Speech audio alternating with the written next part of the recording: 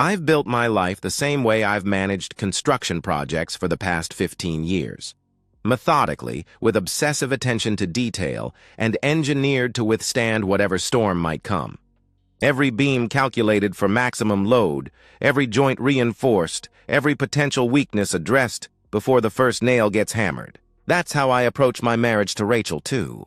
13 years of careful construction, and I believed we'd built something that would last forever. My name is David Miller, and until 2 weeks ago, I would have told anyone who asked that I had the perfect life. Not flashy perfect. I'm a construction project manager, not some Silicon Valley executive, but solid perfect. The kind of life built on routine and reliability, where you know what you're coming home to every night. Rachel and I had our patterns down to a science. I worked 50-hour weeks managing commercial builds while she maintained our 3-bedroom colonial in Fairfield County. No kids. We'd tried for years before accepting it wasn't in the cards, but we'd made peace with that. We had each other, and that felt like enough. Our friends used to joke that we were the boring couple, and we wore that label with pride. Date nights every Friday at the same Italian place downtown, Saturdays at the farmer's market, Sundays with her parents or mine, rotating weekends like clockwork. We shared everything, bank accounts, phone passwords, even social media logins. Rachel used to laugh about couples who kept secrets from each other. What's the point of being married if you're still hiding things? She'd say, usually while scrolling through her Instagram on my phone because hers was dead. She never had to work. That was important to me. Maybe because my own mother had worked herself to exhaustion raising 3 kids alone after my father left. I made good money, enough that Rachel could focus on the house, her book club, her yoga classes. I liked knowing she was taken care of, that she didn't have to stress about deadlines or difficult bosses. She'd worked retail when we met, and I'd seen how it drained her. Marriage meant I could give her something better. The changes started small, so small I almost missed them. Like hairline cracks in a foundation, barely visible unless you're looking for them. Rachel started taking her phone to bed instead of leaving it charging in the kitchen. She'd angle the screen away when texting, not obviously, just a subtle shift of her wrist. She began staying up later, claiming she couldn't sleep, the blue glow of her screen visible under the bedroom door when I'd get up to use the bathroom at 2 in the morning. "You okay, honey?" I'd asked one night after finding her on the couch, phone in hand at 1:30 a.m. "Just can't shut my brain off," she replied, locking her screen quickly. Too quickly. Sarah's having drama with her husband again. You know how she gets. I did know Sarah. Rachel's college roommate was perpetually in crisis, so the explanation made sense. I kissed Rachel's forehead and went back to bed, ignoring the whisper in my gut that something felt off. The gym membership came next. After years of being content with her morning yoga videos, Rachel suddenly needed to join CrossFit. She bought new workout clothes, expensive ones from Lululemon, not the Target brands she usually preferred. She started wearing makeup to work out, claiming it made her feel more confident. I supported it all. Why wouldn't I? My wife wanted to be healthier, feel better about herself. What kind of husband would complain about that? But then came the locked phone. It was a Thursday evening just 2 weeks ago. Rachel was in the shower and her phone was on the nightstand. Mine was dead, plugged in downstairs, and I just needed to check the time for my morning meeting. I reached for her phone the way I'd done 1,000 times before, and the screen lit up with a passcode request. A passcode. In 13 years of marriage, we'd never locked our phones. It was one of those unspoken agreements. Total transparency. Total trust. When Rachel came out of the bathroom, towel wrapped around her, I held up her phone. "Since when do you have a passcode?" The pause before she answered lasted maybe 2 seconds. 2 seconds that felt like watching a support beam crack under pressure. That moment when you know something's about to fail catastrophically. "Oh, that," she said, taking the phone from my hand. "We had this security presentation at book club. Identity theft and all that. Martha's daughter had her whole bank account drained because she didn't have proper security on her phone. So what's the code?" I asked, keeping my voice casual. Another pause. It's my birth year, but backwards." "You know I'm terrible with numbers," she answered with a nervous laugh. She typed it in quickly, showed me the home screen, then immediately locked it again. "I should probably change it to something we both know." "I'll do that tomorrow," she added hastily. Tomorrow came and went. The passcode stayed. I've managed construction crews for 15 years. I know when someone's hiding shoddy work behind fresh paint. The question was, how deep did the rot go? In construction, when you suspect structural damage, you don't tear down walls immediately. You investigate methodically. You document everything. You gather evidence before making any moves that can't be undone. That's what I did with Rachel. Turned my marriage into a project that needed careful assessment. I started a notebook, the same kind I use for site inspections. Date, time, observation, just the facts. No interpretation, no emotion. Rachel leaves for gym at 6:47 a.m. instead of usual 7:15. Rachel receives text at dinner, smiles, says it's her mother, doesn't share what it says. Rachel showers twice in one day, claims she felt sweaty from cleaning. Each entry clinical, professional. Like I was documenting safety violations instead of cataloging the dissolution of my marriage. The patterns emerged within 2 weeks. Late-night phone sessions happened Tuesday and Thursday nights, always after she thought I was asleep. She'd slip out of bed, phone in hand, and pad downstairs. From the bedroom, I could hear the soft murmur of her voice through the floorboards.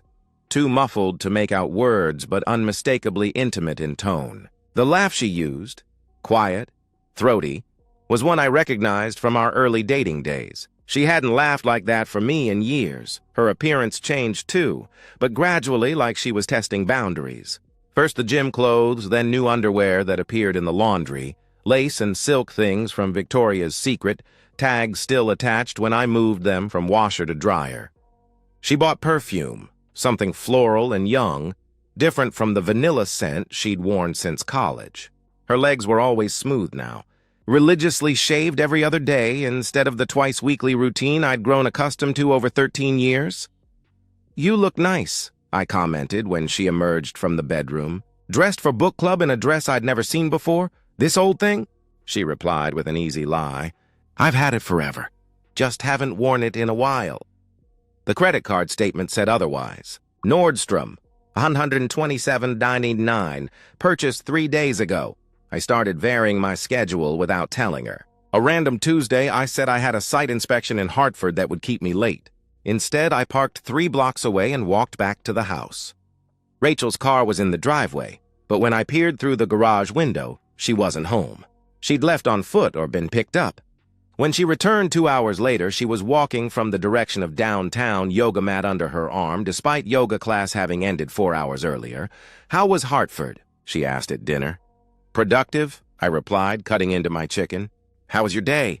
"Quiet. Just puttered around the house." "Did some reading," she answered casually. The lies stacked up like poorly laid bricks, each one making the wall less stable. I became a detective in my own home.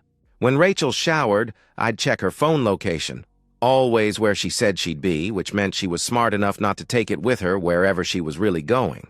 I noted the mileage on her car, tracking discrepancies between her stated destinations and actual miles driven. 12 extra miles on a trip to her mother's. 8 unexplained miles after grocery shopping. Small distances that suggested local detours. The turning point came on a Wednesday night. Rachel had been texting steadily through dinner, claiming work emergencies at the non-profit where she volunteered. She excused herself early, saying she needed to handle some urgent emails. I gave her 20 minutes, then quietly climbed the stairs.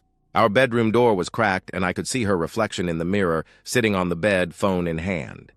She was smiling, really smiling, the kind that reaches your eyes and changes your whole face. Her fingers flew across the screen, and she bit her lower lip the way she used to when we first dated, when every text from me was an event. I stood in that hallway for 5 minutes, watching my wife have an emotional affair 6 feet away from where I stood. Because that's what it was, even if I didn't have proof of anything physical yet. The energy, the excitement, the careful grooming. She was courting someone or being courted. The woman who hadn't worn matching underwear for me in 2 years was buying lingerie for someone else's eyes. That night, after she'd switched off her light and her breathing had settled into sleep rhythm, I lay awake running calculations. Not about whether she was cheating. I was 90% certain of that now, but about what I was going to do about it. Confront her without proof and get gaslit? Hire a private investigator and spend thousands to confirm what I already knew? Or wait, document, and prepare? I chose what I always choose, the methodical approach. But I needed access to her phone. The digital wall she'd built was the only thing standing between suspicion and confirmation. Like any construction project, I just needed the right tools and the right opportunity. In construction, when you suspect structural damage, you don't just hope it goes away. You investigate, because if the foundation is compromised, the whole building comes down. Saturday morning, 10:47 a.m. That's when my marriage officially ended, though Rachel wouldn't know it for another week. She was in the shower, her second of the day after returning from yoga class with her hair smelling wrong, like men's deodorant and something else I didn't want to identify. She'd left her phone on the bed, screen down, probably confident that her passcode would keep me out. But she'd made a mistake. Thursday night, I'd watched her unlock it from across the room. Not her birth year backwards, that was lie number 1000 and something. It was EO242, February 14th, Valentine's Day. The irony wasn't lost on me. My hands were steady as I picked up the phone. 15 years of working under pressure, meeting impossible deadlines, managing crisis after crisis on job sites, all of it prepared me for this moment. I had maybe 10 minutes, 15 if she decided to shave her legs again. The WhatsApp icon had a red notification badge, 47 unread messages. My stomach turned to concrete as I opened it. Ethan Clark. The name meant nothing to me, but his profile picture showed a clean-cut guy, maybe 40, with the kind of artificially whitened smile that suggested retail management. The conversation history scrolled back 4 months. I started with the most recent messages, working backwards like reviewing building plans for code violations. Each text was another crack in the foundation. Ethan, can't wait to see you Tuesday. Jennifer's taking the kids to her mother's. Rachel, God, I need you. David's been so suspicious lately, but I don't care anymore. Ethan, soon, baby. Soon we won't have to hide. The word baby hit like a sledgehammer. 13 years, and she'd never once called me baby. I scrolled faster, screenshotting everything, my phone beside me, forwarding evidence to my email with the efficiency of someone processing invoices. The photos appeared 2 months into their conversation. Rachel in lingerie I'd never seen, poses I'd never witnessed, an expression of desire that I hadn't inspired in years. Then his photos, which I didn't examine closely, just documented and moved on. 3 months ago, January 12th, their first meeting, Rachel. I know I shouldn't have come over, but I can't stop thinking about last night, Ethan. Best mistake we ever made. The shower stopped. I had maybe 90 seconds while she dried off. I switched to her regular messages, found more evidence, careful scheduling, alibis being coordinated. Her friend Sarah was covering for her. The yoga instructor was in on it. Her mother, Christ, her own mother, had lied to me about Rachel being at their house last Tuesday. Footsteps in the bathroom. The hairdryer started. 5 more minutes. I found his Instagram through her search history. Ethan Clark, store manager at Whole Foods, married to Jennifer Clark, father to Emma, 8, Jackson, 6, and baby Sophia, 2. His family photos were all over his profile. Beach vacations, birthday parties, first days of school. His wife Jennifer looked tired but happy, the kind of woman who'd sacrificed her body and career for her family. She deserved to know what her husband was doing while she raised his children. I forwarded his profile to myself, then cleared Rachel's search history of my visit. Phone back exactly where I found it, screen down, same angle. My phone slipped into my pocket with 63 screenshots that would end 2 marriages. Rachel emerged from the bathroom, hair wrapped in a towel, wearing the old terry cloth robe she'd had since college. "What do you want to do today?" she asked like this was any other Saturday. "I thought we could check out that new farmer's market in Westport," I suggested, proud of how normal my voice sounded. "Maybe grab lunch after?" She smiled, not the smile from her texts to Ethan, but the practiced one she'd been giving me lately. "Sounds perfect," she agreed. We spent that Saturday like any other married couple, browsing overpriced vegetables, holding hands out of habit, discussing whether we needed more throw pillows for the couch. Rachel bought artisanal honey from a woman who kept calling us such a beautiful couple. I agreed to try a sample of homemade salsa while my phone sat heavy in my pocket, loaded with evidence of my wife's 4-month affair with a married father of 3. That night, while Rachel slept beside me, I lay awake studying Ethan Clark's LinkedIn profile. 15 years in grocery retail. Started as a stocker, worked his way up to management. Wife was a stay-at-home mom, according to her Facebook. They had a mortgage on a modest house in Fairview, 2 car payments, probably living paycheck to paycheck with 3 kids. I thought about those kids seeing their father every day, trusting him, while he spent Tuesday and Thursday mornings in bed with my wife. I thought about Jennifer Clark, probably exhausted from managing 3 children alone, believing her husband was at work when he was 60 miles away in a motel room Rachel paid for with cash withdrawn from our joint account. Rachel thought she was playing chess while I played checkers. She had no idea I was actually drawing up blueprints for her destruction. Monday morning, 7:45 a.m. Rachel was still asleep when I left for my lawyer's office. Michael Brennan had handled my company's legal issues for a decade, but this was personal. I'd made the appointment Friday, telling his secretary it was urgent, family-related. She'd squeezed me in before his regular hours. I placed a manila folder on his desk, thick with printed screenshots, bank statements, credit card records. I need a divorce, I said, and I need to protect myself financially. Michael reviewed the evidence methodically, occasionally whistling low at particularly damaging messages. "This is comprehensive," he said after 20 minutes. "Most clients come in with suspicions. You've brought me a conviction. What are my options?" I asked. "Connecticut is a no-fault state, but adultery can impact alimony," he explained. "With this evidence, Rachel won't get much, if anything. The house is tricky, both names on the deed. But the down payment came from your inheritance, correct?" "Every penny. My father's life insurance," I confirmed. "We can argue for a larger share. The retirement accounts will push to keep yours intact. The joint accounts," he pulled out a legal pad. "How much are we talking?" "About $40,000 in savings, $15,000 in checking," I answered. "You can legally withdraw up to half," he advised. "I'd recommend doing it today before she has any idea what's coming. Open new accounts at a different bank. Move your direct deposit immediately." The plan took shape like a construction schedule. Cancel joint credit cards. Remove her as beneficiary from life insurance. Document all marital assets. Change passwords on everything. Michael recommended a forensic accountant to trace the cash withdrawals Rachel had been making. $300 here, $500 there, always just under the amount that would trigger questions. "What about Ethan Clark?" I asked. "Not your problem legally," he replied, "but his wife might want this evidence for her own divorce." Michael slid a business card across the desk. "Private investigator. If you want more dirt on either of them, she's the best." I shook my head. "I have enough." That afternoon, I executed Michael's plan with surgical precision.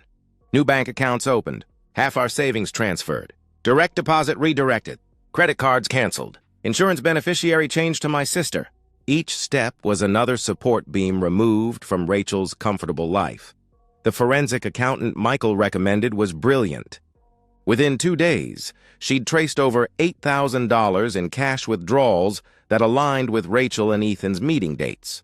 Hotel rooms, dinners, lingerie, all funded from our joint account. The woman I'd supported for 13 years was using my money to finance her affair. At home, I maintained the facade perfectly. I brought Rachel flowers on Tuesday, took her to dinner Wednesday. When she said she had book club Thursday, I smiled and told her to have fun. Then I followed her. Not closely. I stayed 3 cars back, already knowing where she was going. The Hampton Inn off Route 7, room 237. Ethan's BMW was already in the parking lot. I sat in my truck for 2 hours, not out of masochism, but necessity. Michael needed proof of the meeting for the divorce filing. Photos of both cars, timestamps, the works. I thought I'd feel rage, but instead there was just cold clarity. This was evidence, nothing more. Jennifer Clark was harder to research. Their finances were clearly strained. Ethan made maybe $60,000 a year. Jennifer hadn't worked since their first child. They were underwater on their mortgage, according to public records. Their oldest daughter, Emma, had special needs, requiring therapy that probably wasn't fully covered by Ethan's insurance. This family was already struggling, and Ethan was spending money on hotel rooms and whatever gifts he was giving Rachel. Thursday night, I created a dossier for Jennifer Clark. Every screenshot, every photo, every timestamp. I added Ethan's work schedule that I'd figured out. The hotel receipts I'd found in Rachel's purse and photographed, even the credit card charges from the lunches they'd shared. No woman deserved to be blindsided like this, but Jennifer especially didn't deserve it. "You're quiet tonight," Rachel observed Friday morning. "Pouring coffee like a devoted wife." "Big project deadline," I replied, accepting the mug. "Might have to work through the weekend." "Oh no. We had plans with my parents Sunday," she reminded me. "You should still go. No reason for both of us to miss it," I suggested. She kissed my forehead and I didn't flinch. 3 more days. Monday morning, the process server would arrive. Monday afternoon, I'd meet with Jennifer Clark. By Monday night, both marriages would be over. "Actually," Rachel said, "if you're working, maybe I'll see if Sarah wants to do something Saturday. Girls' Day." Sarah, who'd been covering for her affair. "Sounds fun," I replied evenly. She smiled, probably thinking about whatever she and Ethan had planned. No idea that I'd already documented their Saturday reservation at the Marriott. "Paid for with a credit card she didn't know I'd been monitoring. Love you," she said, heading upstairs to get ready for her fake yoga class. "Yeah," I said to her, retreating back. "Me too." In construction, the most dangerous moment isn't when you're swinging the wrecking ball, it's the seconds before impact. When everything still looks normal but destruction is already inevitable. Monday, 6 a.m.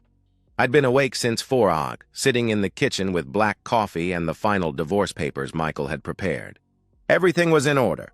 The financial separation was complete. The evidence was packaged and ready. 2 copies of everything, one for Rachel, one for Jennifer Clark. The process server was scheduled for 9 a.m. I'd specifically requested they come when Rachel would be having her morning coffee, still in her robe, unprepared. It was cruel, maybe, but I wanted her to feel what I'd felt. That moment when your normal life suddenly ends without warning. At 7:30, I called Jennifer Clark from my truck, parked outside a Starbucks. She answered on the 3rd ring, kids chattering in the background. "Jennifer Clark?" I asked. "Yes." "Who's this?"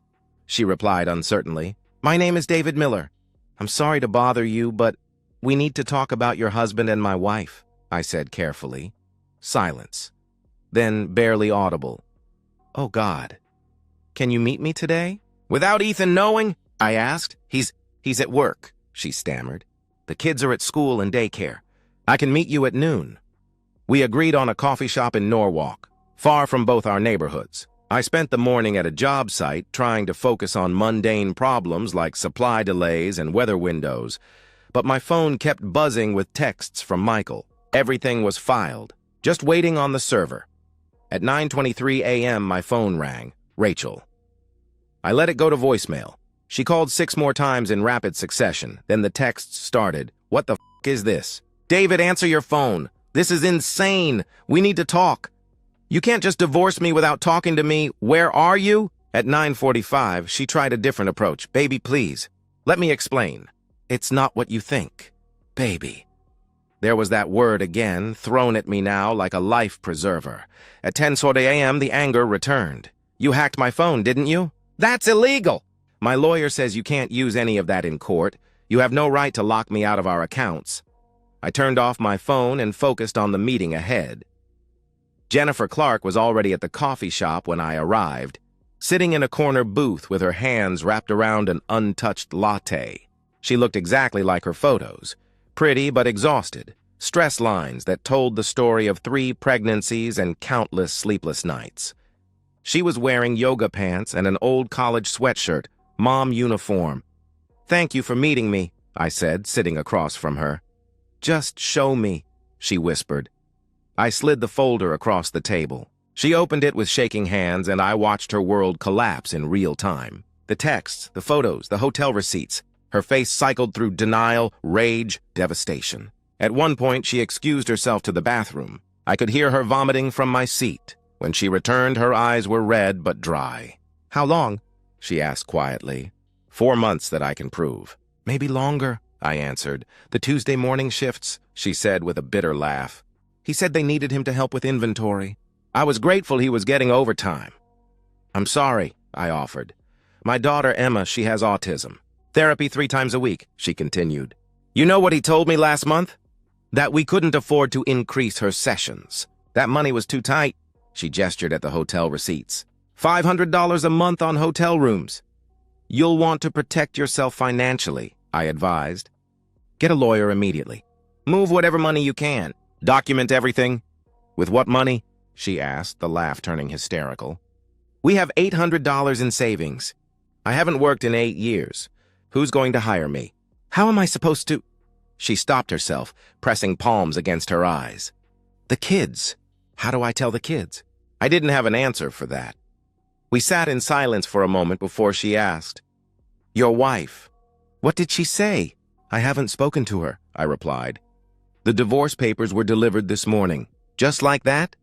13 years and you just end it? She asked incredulously. It ended the moment she chose him, I stated. I'm just handling the paperwork. Jennifer gathered the folder, holding it like toxic waste. I have to pick up Sophia from daycare, she said, standing to leave. If you need any documentation for your lawyer, I have everything, I offered.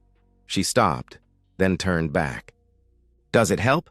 Having all this evidence? Does it make it hurt less? No, I admitted, but it makes it cleaner. When I got home that evening, Rachel's car was gone. There was a note on the kitchen counter, staying with Sarah. My lawyer will be in touch.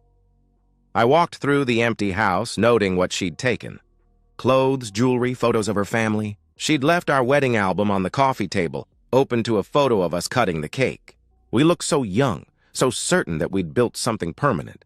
My phone had 43 missed calls, 20 from Rachel, the rest from her mother, her sister, mutual friends. I deleted them all without listening. Michael had texted that Rachel's lawyer had already reached out wanting to negotiate. There was nothing to negotiate. She'd get what the law required, nothing more. That night, I sat in my empty house with a beer and my laptop, working on a project bid due Tuesday. Business as usual. Around 10 p.m., my phone buzzed with a text from an unknown number. This is Jennifer Clark. Ethan is gone. Packed a bag and left when I confronted him. Thank you for telling me the truth. I didn't reply. There was nothing to say. When you demolish a building, there's always debris to clean up. The question was whether I'd feel satisfaction or regret when the dust finally settled. 6 months later, I'm standing in my new apartment looking out at Hartford's skyline. It's smaller than the house. 1 bedroom, minimalist, everything I need and nothing I don't. The divorce was finalized last month. Rachel got 30% of the house sale proceeds, 2 years of minimal alimony, and nothing else.